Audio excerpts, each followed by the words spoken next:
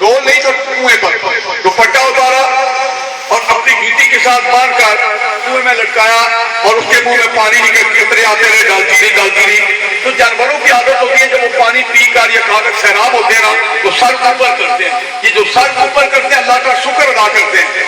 اس کتے نے بھی جب سیراب ہو گیا سر اوپر کیا تو ابھی وہ طائفہ تھی گناہگار تھی.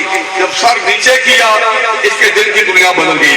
غیر کی آواز آئی کیا میں نے تجھے معاف کر دیا, کیا میں نے تجھے معاف کر دیا.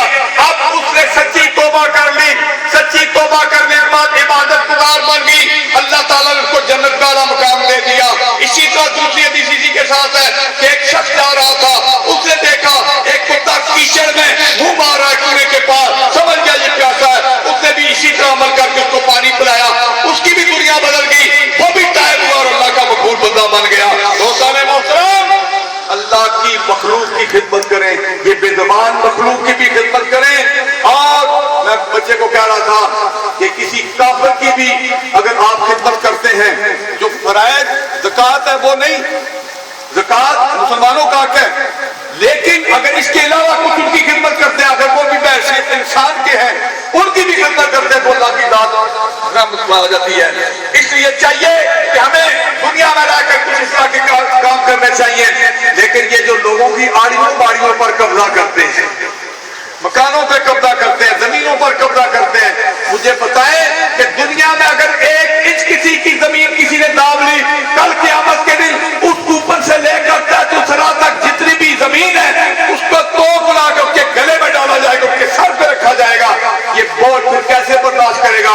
اس لیے دوستان محترم, اگر چاہتے ہو کہ اللہ کی بخشش نصیب ہو جائے, بادشاہ ایک تو وہی ہے, اس کی بارگاہ میں جانا ہے, عدلی بادشاہ ہے, اس کی بادشاہی کو زوال نہیں.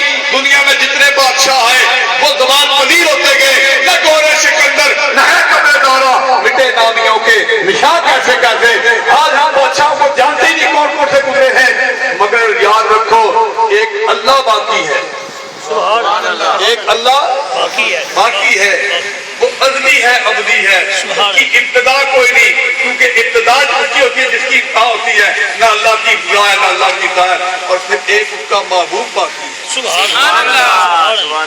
جس کو اس نے اپنا محبوب بنایا.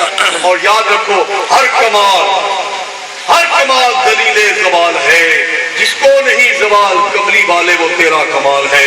وَلَلْآخِرَةُ خَيْرٌ لَكَ مِنَ الْأُولَىٰ, محبوبہ تیری ہر آنے والی گھڑی پہلی گھڑی سے زیادہ بہتر ہے. اور پھر جو اس محبوب کا سچا غلام بن جائے اس کو بھی کمال نصیب ہو جاتا ہے. اللہ تبارک تعالیٰ ہمیں نبی پاک کا ایک سچا غلام بنائے. میں نے آپ کی گرمی کا بالخصوص خیال رکھا ہے, اور قاری صاحب بھی فرما رہے تھے کہ گرمی ہے اوپر سے پڑ رہی ہے, تو بارہ میں کہا میں اپنے ذوق کے مطابق دیکھوں گا, جہاں مجھے اسٹاپ کر میں کر جاؤں گا. ویسے تو جب ہم بیٹھ جاتے ہیں نمبر پر سننا تو پھر معلومات کے خزانے سارے سامنے آ جاتے ہیں جی, لیکن میں تو ہم کسی لمبے چوڑے باتیں نہیں پانا چاہنا. اتنی گزارش ہے کہ اللہ دی کوئی وہ پنجابی دو گلوں کا اللہ کلا ہے, دو کوئی نہیں, ایک اور فرمائش کر دیتے ہیں اللہ کا حبیب, اللہ اکیلا ہے, دوسرا کوئی خدا نہیں. بولو اللہ وحدہ اللہ وحدہ لا شریک ہے, اس کا کوئی شریک نہیں. اس پر عقیدہ رکھیں. یہ پوری کائنات اللہ نے اکیلے بنائی, اس کے بنانے میں اس کا کوئی مددگار کوئی شریک نہیں ہے.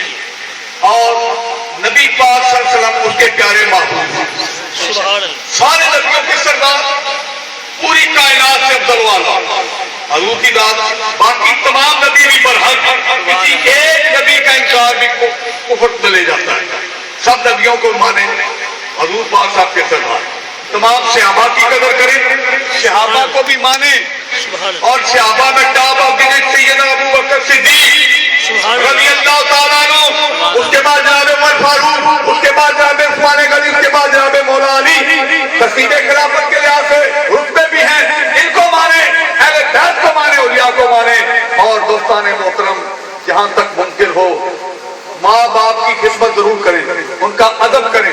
ایک منٹ نصیحت کی گلا دو کر ماں باپ کی خدمت کریں، ان کا ادب کریں، ان کو دکھ نہ دیں، فوت ہو جائیں کہ دعائیں مغفرت کرتے رہیں، ان کی قبر پر گائے گائے حاضری بھی دیتے رہیں، بڑوں کا ادب کریں، چھوٹوں پر شفقت کریں، کسی کے ساتھ زیادتی نہ ہو۔ یہ جو ہم ہمارے معاشرے میں گلا کٹ کر دیں تو پہ زیادہ کر دیں، اس سے بچاؤ اپنے آپ کو۔ اللہ کا ورد پڑھو، سبحان اللہ، نبی کی ذات پر درود پڑھو، یہی کام آنے والی چیزیں ہیں۔ سبحان اللہ و بحمدہ سبحان اللہ العظیم استغفر اللہ، یہ بخاری شریف کی آخری حدیث ہے کہ فرمایا کلمتان خفیفتان علی اللسان ثقیلتان فی المیزان حبیبتان عند الرحمن سبحان اللہ و بحمدہ سبحان اللہ العظیم استغفر اللہ۔ وہ کلمے زبان پر بڑے ہلکے پھلکے ہیں، وزن میں بڑے بھاری ہیں، وزن میں بڑے بھاری، اللہ کو بڑے پیارے ہیں۔ وہ یہ کلمے ہیں سبحان اللہ و بحمدہ سبحان اللہ العظیم استغفر اللہ، یہ وہ وظیفہ ہے کہ پڑھنے والے کو فالج نہیں ہوتا، فالج نہیں ہوتا، یہ پڑھا کرے اور اللہ کا اسم پکایا کرے۔ دنیا میں واپس کوئی آنا نہیں ہے، جو گئے ہیں انہوں نے خبر نہیں دی ہے کہ ہمارے ساتھ کیا کرا ہے۔ اللہ تعالیٰ میرا آپ کامیاب ناصر ہو۔